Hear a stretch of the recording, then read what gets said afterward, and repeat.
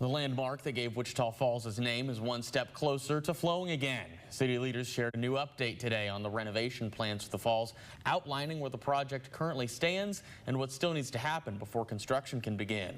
During today's Wichita Falls Park Board meeting, Parks and Recreation Director Kaylee Robinson says the city is now working through the design phase of the project. Engineers are conducting structural analysis and geotechnical studies to better understand what lies beneath the waterfall's rock structure and what repairs are still required. The analysis phase is expected to continue through the spring, summer, and the fall. More than anything, we want to get the falls back up and running, right?